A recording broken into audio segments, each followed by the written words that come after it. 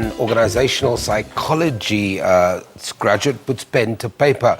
The result is a thought-provoking novel that touches on hard and topical issues such as rape, pregnancy and substance abuse amongst the youth in the country. In her debut novel, Ishara Maharaj explores the world of Muslim twin sisters Anjani and Surya, whose tight bond is put to the test when one of them experiences sexual assault. To tell us more about this heart-wrenching read, we are joined by Ishara from our Sea Point studios. Ishara, good morning. Thank you very much for joining us. Morning, Sam. Thank you for having me.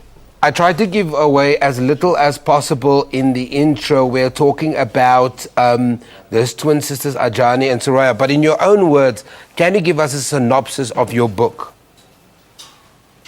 Okay, well, the story is really a fictional South African Indian story about sisterly love. So readers will meet Surya and Anjani and when they're in high school, and you'll be introduced to the sort of Hindu family living in KZN and the tradition and culture that goes with that.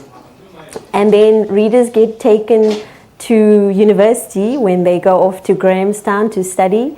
And without me giving away too much, they go through quite a series of traumatic events that really, when they come out at the end, they come out as very resilient, confident women.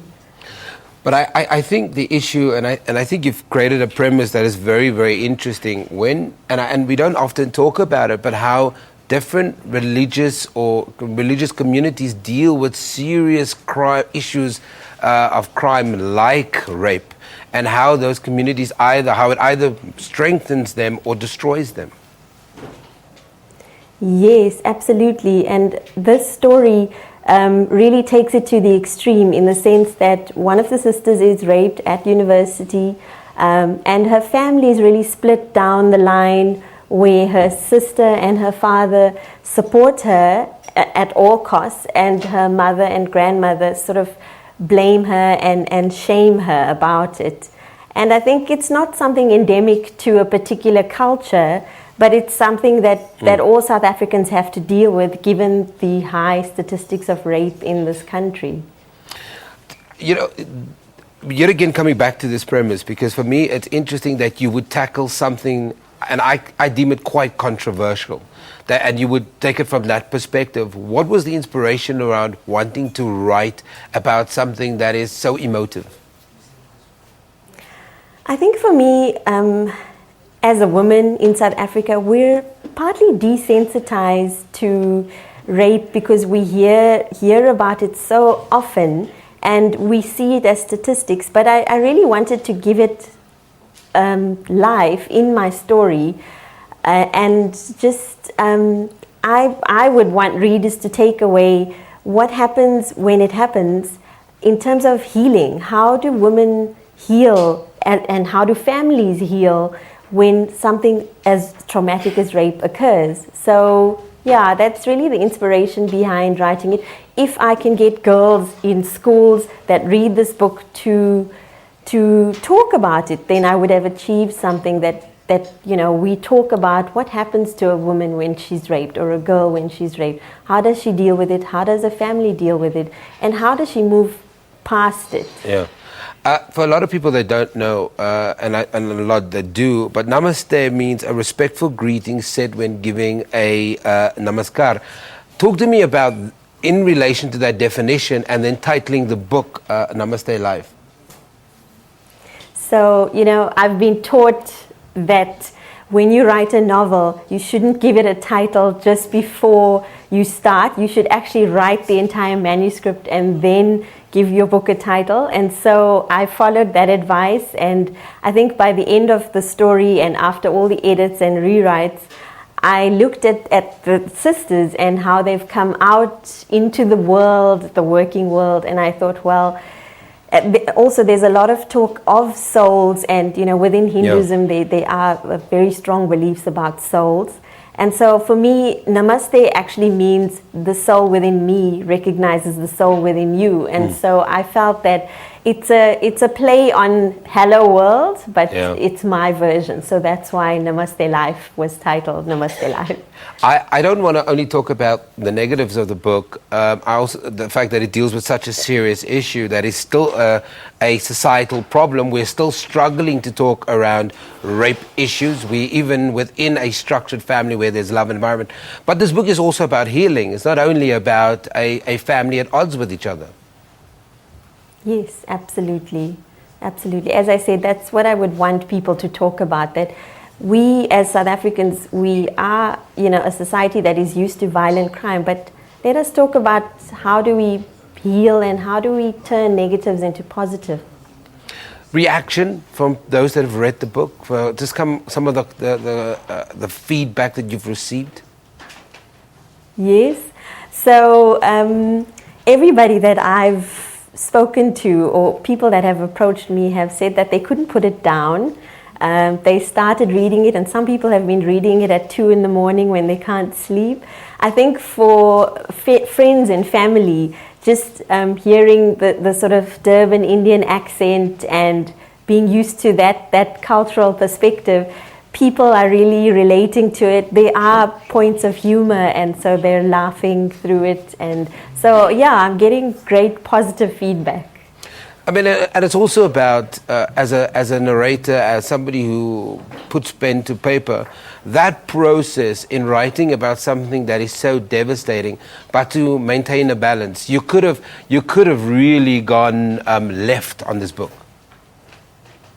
Absolutely, but I think for me, I'm a person that likes balance, so I wanted people to go through Surya's trauma with her. I wanted them to see her go to the depths of despair, but then I wanted the story to be balanced in terms of her sister supporting her, but also having a little bit of her own happiness at the end. And yes, the book does end on a happy note for everybody, with healing as well as with a joyous occasion of an Indian wedding. And so for me, I think that balanced out the trauma.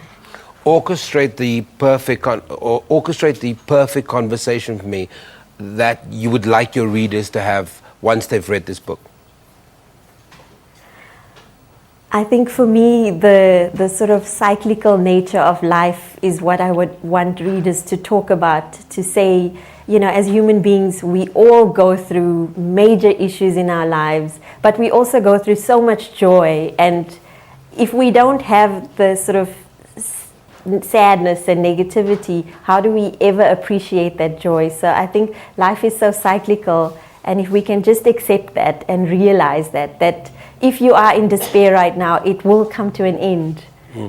That's what I would want readers to talk about.